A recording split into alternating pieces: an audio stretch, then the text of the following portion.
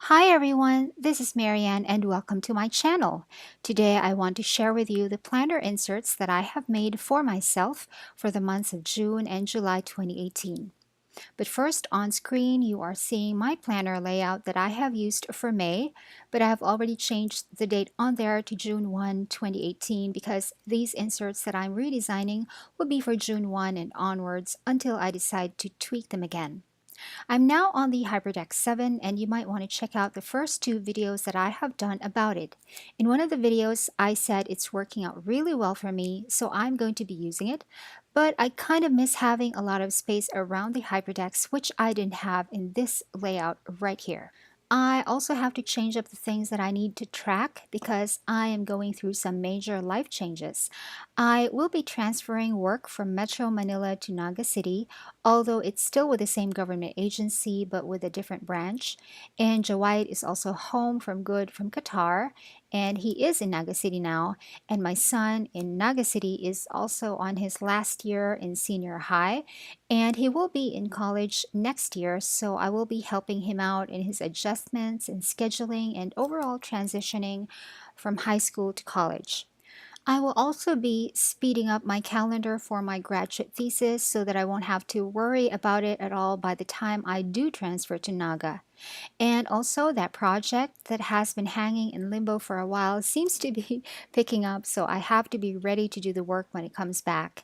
And lots of other things, really. So I thought major life changes, major planner redesign. It just makes perfect sense.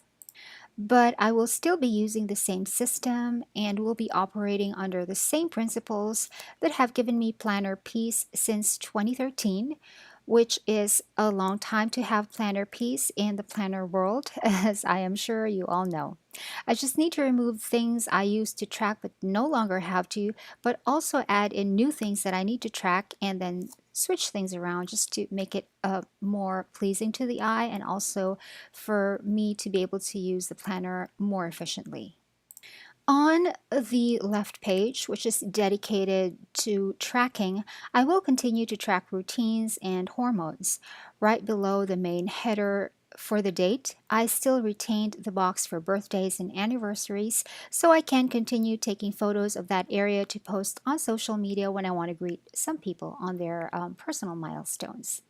And then I brought the HyperDex box down to the middle of the page and also brought it to the very center of that box so that the HyperDex won't have to share the entire width of the page with any other element. That way I get enough space around the HyperDex to write in more details if I want to, if the day is kind of out of the ordinary. I don't really need it because my color coding system is already so efficient, but I just prefer having space around the HyperDex. And then there is the usual health tracking and tracking of liquid intake, which I have been really bad at, but I have to make an effort. Really, you guys, I really have to drink more water. Instead of crafting a droplet icon from scratch using Adobe Illustrator, I decided to show you this as an example of what you can do if you can't create icons from scratch. You can get some pretty nice icons from freepik.com. I found a nice file pack that has a water droplet that I can use, and I downloaded an EPS set, and I opened the file with Adobe Illustrator, selected the droplet that I wanted, copied that to the InDesign layout that I'm working on and changed the color to black, and then simply scaled it down to the size I want it to be. Freepik.com is a great resource for icons and other elements for graphic design, but you have to remember that there are two kinds of licenses with every file or file pack that you download.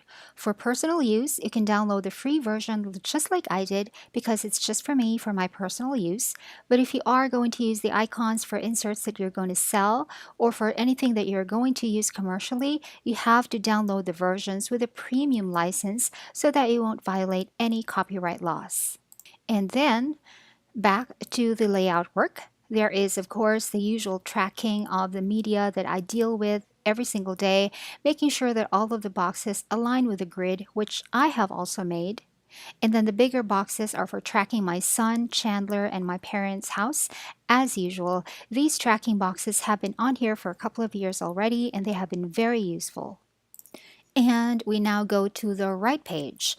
I replaced the dude icon with the actual vectorized face of Jawide that is in his restaurant logo, which I also designed for him, and used that face instead. In his logo, he does not have a beard and is not wearing shades. We kind of preferred that for the restaurant logo, so that's what I am using as his icon here on my planner pages. I also placed there at the bottom of the box the icons of the things that I have to track for him because he doesn't have time to track himself. And my right page of the day on 2 pages is no longer dedicated to just planning anymore. I do tracking there by writing things down in green ink instead of black, and I have a video about it which I will link down below. And then I zoomed in to check if all of the boxes were really aligned with the grid lines, and turns out that there were some misalignments like I suspected, and I fixed those manually. This is very minuscule, like most people won't even notice it on the printed planner pages, but I would have felt so uncomfortable if I didn't do this extra step. On InDesign, you can do this automatically with a snap to grid feature, but I was never really comfortable with that and I prefer to do this step manually. Then I printed out the pages on Tomoe River paper. This is the cream colored Bible-sized blank Tomoe River paper from the brand called Reimei Da Vinci, and which I purchased from Kawaii Tokyo on Etsy.